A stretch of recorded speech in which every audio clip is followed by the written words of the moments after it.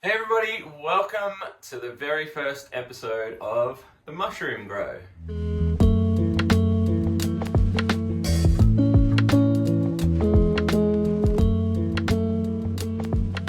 So guys, I have decided to start growing mushrooms, and this is my very first time. I've been wanting to grow mushrooms for such a long time, and I've promised my wife, because she's a big mushroom eater, that I would start to grow them. And what better way than to document this entire first process ever with you guys here on YouTube. So you'll see all of the ups and downs and successes and failures of trying to grow mushrooms here on the channel. Now, if you've grown mushrooms before, let me know in the comments. I want to know what you've grown, how you grew them. But today, as you can see, I've got a relatively decent setup that we're going to be working with indoors here. I'm doing it inside the studio that I normally film some of the videos and podcasts that you may have already seen.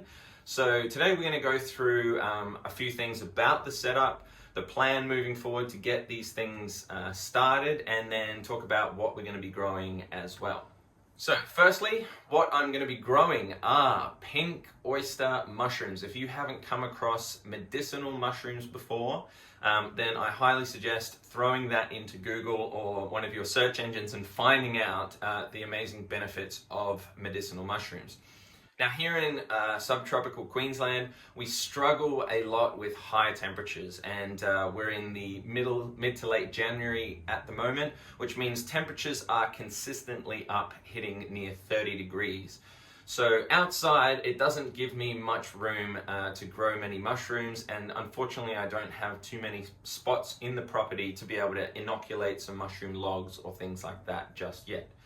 So we're working indoors. It remains a little bit cooler in here, and the reason why I've chosen pink oyster mushrooms is that they have a slightly higher temperature range to be able to inoculate the medium and to fruit as well. So firstly, let's talk about a little bit about the setup here. I'm going to grab the camera and I'll show you and take you a little bit first person. It's quite difficult in the corner of the studio to try and capture everything nicely in frame, but I'll do my best to show you exactly what we've got going on. So firstly, let's talk about the tent setup. So I'm using a grow tent because this is the best way to maintain humidity. Now, enclosed inside this tent is going to be a controlled environment. We've used a Mars Hydro tent, which I got off Amazon. It was relatively cheap. I didn't know exactly what it was going to look like until it arrived, but here it is. So this is the tent. You can get them really nice and cheap as well. So you can see a few things already inside the tent. The first, probably most obvious one, is this humidifier. Now, the reason I chose to use a humidifier is because it's pumping out, as you can see, some humidity. Mushrooms need high humidity, so this little device is going to be crucial to keeping the humidity up in the tent.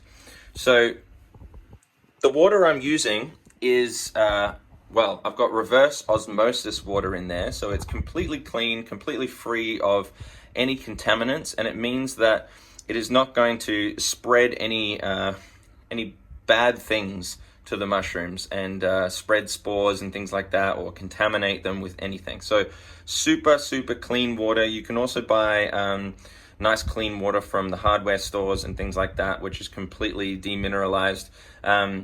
So we've got this. I'll talk a little bit about the brand as well, but firstly I'll show you, we've got the same branded fan up here. It's a clip fan that is oscillating and providing some nice airflow. And I also have this little clip LED, which I bought off Amazon as well. It's facing down at the moment, which is probably a little bright for the mushrooms, I've been told, but I might switch it around the other way so it sort of shines up off the roof and provides a little bit less intense light. But let's talk about the brand here. I went with AC Infinity. Now, AC Infinity is really cool, and I've seen a lot of people growing various different things with it indoors and overseas. These are an American brand, and what's cool about this is that it connects to an app on my phone via all of these cables that, if you come up here, we've got a little, there we go, I have to come across there. You can see, there's me. you can see that it gives me a nice reading of the temperature, humidity, and the kPa there as well. So what this allows me to do is connect this to the app on my phone. So the humidifier is going to be triggered when the humidity hits a certain low point, and it's going to trigger it. Right now it's nice and low. We're sitting at about 65%, I believe. So when it goes below 65%, it gets triggered, and then it shoots out some more humidity. Here is the little humidity and temperature dongle here. So when this detects that it is gone below that humidity, then it's going to shoot out some more into the tent and into the environment. I've got one of these little windows open down here just to allow a little bit of transfer of oxygen and carbon dioxide. As I've heard, that is really good as well. And then as we see, the fan is providing a little bit of air movement. Now, the clip light, we want to simulate daytime. So this one's actually coming out the side of the tent here and down to another little device from AC Infinity, which is a power point. So the power point is triggered up here by the little device to do 12 hours on and 12 hours off. So it's just mimicking a full day. So at the moment, light is on, we're in the middle of the day, but at 6 p.m. tonight, you'll see that it clicks off. So let me jump onto the phone and I'll record and I'll show you exactly what is going on the app. This is the app. I've got one device set up. If we click on that, we can enter into the mushroom tent. Now here are the controls. The first one up the top there you can see is linked to humidity, and I've got it set to auto. So what that means is automatically, if we scroll down, we can see the humidity is triggered by a low of 60%. I will bump that up once we get to the higher humidities that we need for mushrooms, but right now it's set to 65. The cool thing is I can do this from anywhere through Wi-Fi, which is a really awesome feature. Switching over to the light, I've got the light on that power feature and scheduled actually from 6 a.m. to 6 p.m. Like I said. But it makes it really, really easy in this app. You can just see everything in front of you. As I said, I can control it on the go and really just switch between everything and just check that nothing is going wrong. So now you've seen what's going on with the tent and the initial setup, okay? I won't teach you how to put one of these tents up. It was kind of pretty easy. All I had to do was put a few poles together and stretch the canvas over the top. So that's really, really easy. I'll link down below some of the products of AC Infinity so you can go and check them out. But realistically, there was plenty of clip fans on Amazon and things like this. You don't have to go this full craziness and have some full automated setup. But I really didn't want to fail on YouTube, so I'm going to try and do my absolute best to make sure that this is a success. So I thought, after lots of research on the computer and listening to other mushroom growers, they suggest that keeping a nice controlled environment gives you the best results. So another thing to mention is that I have gone through and sterilized and cleaned the inside of this tent once it arrived.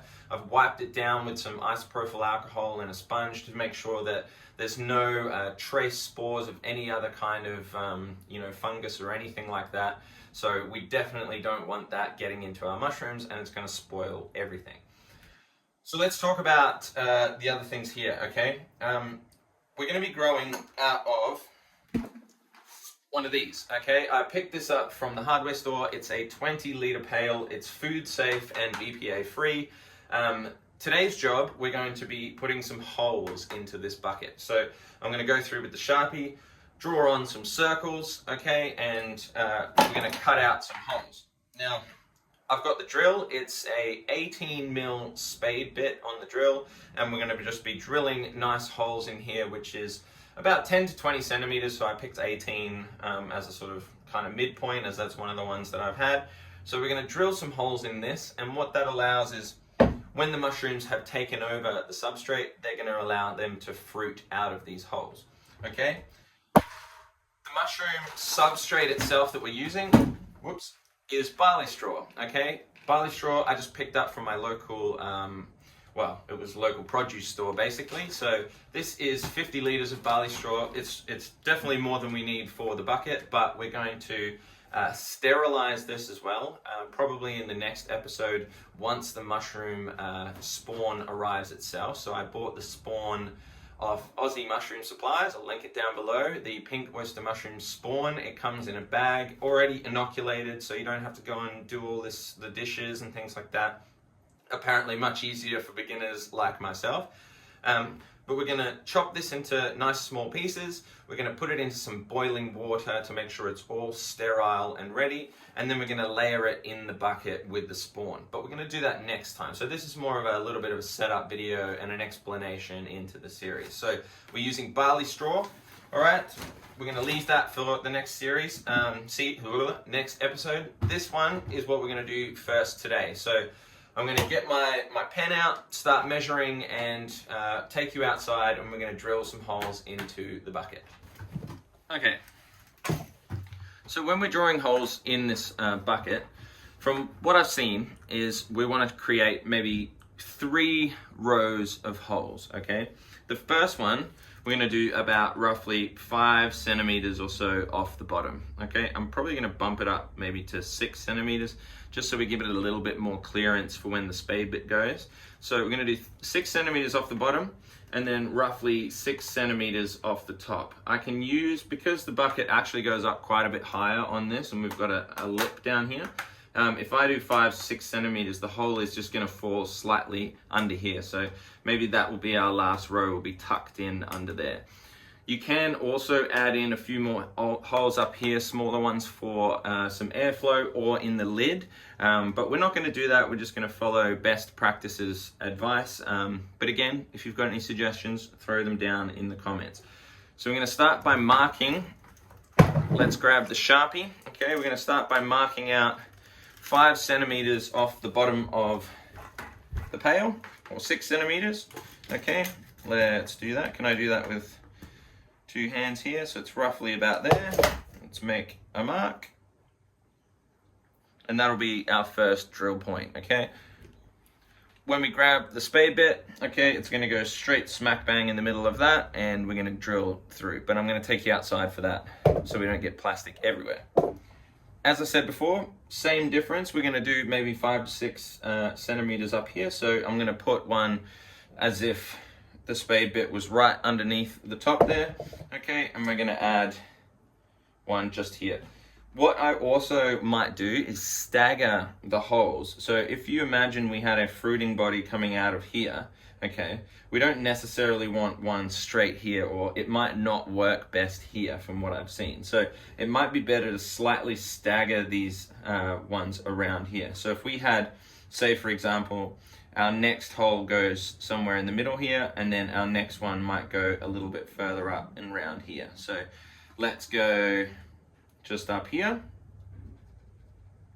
and then somewhere in the middle we can place our other one, make a nice little diagonal line there.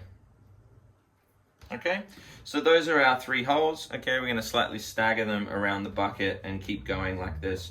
We maybe want 6 to 8 holes on each row. Okay, it's important to maybe go 10 to 15 centimeters apart. So 10 to 15, if we do about 12, we go halfway. Again, roughly, well, that's about 10 or 11, and then 5 or 6 off the bottom there. Okay, I'm going to continue on and do some more of these around each row and keep going from there.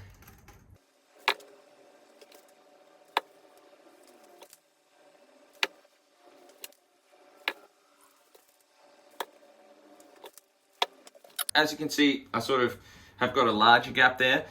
I'm tempted to put one in there, but it's probably better for us to leave it. I'm just gonna keep less holes. It's probably better because more holes means the substrate's gonna dry out. We have relatively hot and dry conditions here in Queensland, so I'm gonna avoid drilling that extra hole, okay? So let's go the middle layer, and then we'll start working our way around.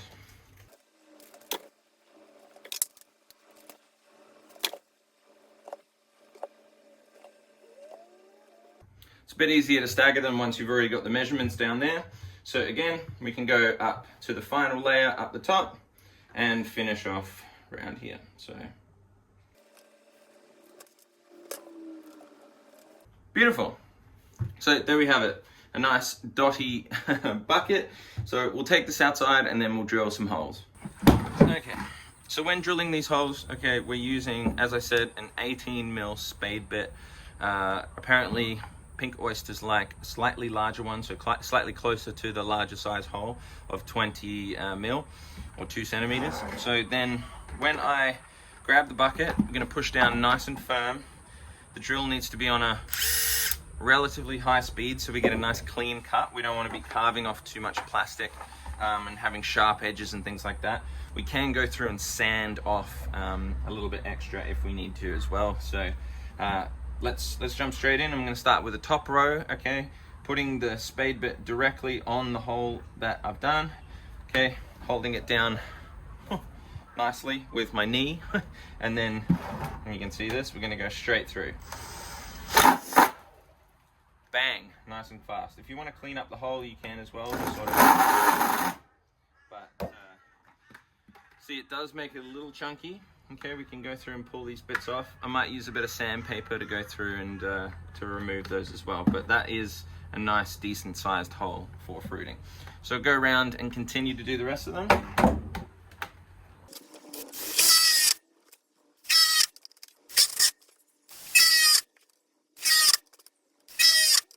Alright, super interesting. After this first round, they kind of cut out like little star shapes, which is really kind of interesting. I wasn't expecting that. I did, on my research, looked up and it said to not use a hole saw, although I do have a hole saw bit, so maybe that would be slightly better. I'm not entirely sure. Maybe I'll go and check it and then we'll go and try one out and see. Alright, so I've found this drill bit on here, which is essentially a hole saw. So we're going to try this. Okay, it may not be as effective, it may be more effective, but we'll see. So I'm going to try on one of these middle holes here and see if it makes it a more rounder hole.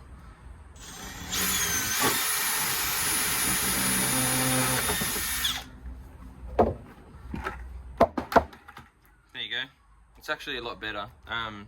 To be honest though, it's slightly larger than the other ones. I don't think that's going to matter too much. So what I might do is continue on with this hole saw and maybe just finish off all the rest of these and make sure that they're all even and looking nice and tidy. Because the last thing that we want is all these jaggedy bits of plastic coming off into our mushrooms, do we? So let's continue on with the hole saw.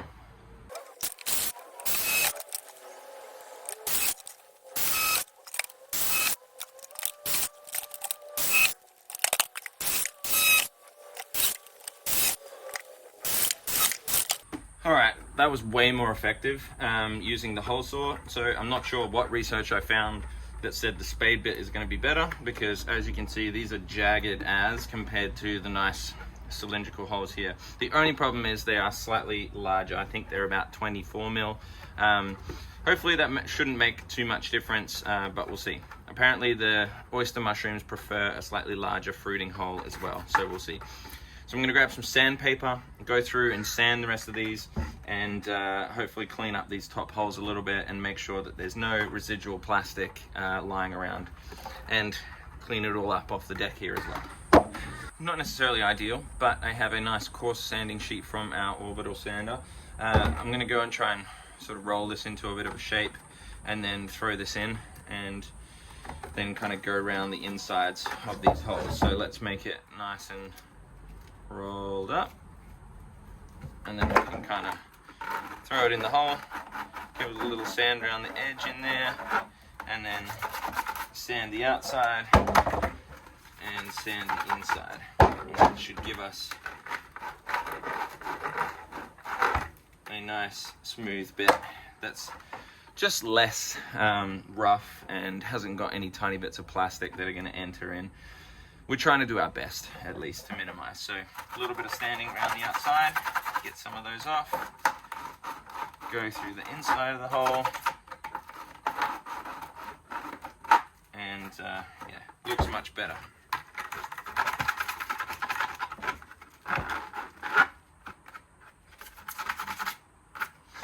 So I'll continue to go around, finish those off, and I'll show you back inside once the product is finished. All right, guys, I am back inside. As you can see, it worked a lot better with these round circular holes with the hole saw. So see, we're learning as we're going. Straight away, you can see the difference between these terrible spade bit holes and then the hole saw. I'm glad that I made the decision to switch to that halfway through. But now you can see we've got a bucket with holes in it, okay? These top ones luckily don't matter too much, as most of the fruiting, from what I can see, is going to be coming out of these lower ones anyway, but you never know. So I went through and sanded with the rough sander. Anyone who's fairly handy is going to be able to tell that I am not the most handy person that there is, but I'm here to prove to you that even though you may not know how to use a drill very well, like myself, you can still grow mushrooms effectively. Let's hope, fingers crossed. So the bucket is ready, okay? The tent setup and everything is ready. I'm gonna power this down because the mushroom spores themselves should be arriving very, very soon, either later today or tomorrow. So we're gonna be showing you in the next video how we sterilize the bucket, how we sterilize the medium here as well, okay? We're gonna be sterilizing the straw, and then how we layer that into the bucket and then set it up for the first stage of being in the tent there and letting it take over the entire bucket before it starts fruiting out the sides. So, let me pop that there, and oh, I can sit on it. Guys, please leave me any suggestions. This whole point of this series is to show you that I'm learning along the way, and I want to interact with you guys to see, okay, how do we do this? What's the best practices? How can we best grow mushrooms for ourselves at home organically and easily, and then set ourselves up for success? So this series is really both a learning curve for both of us. So hopefully you're watching me learn, and vice versa, you can learn something yourselves too. So yeah, please leave me some suggestions, some comments, like the video, subscribe if you want to follow along for the rest of the series, and we'll see you again very soon on the next video. Thanks for watching.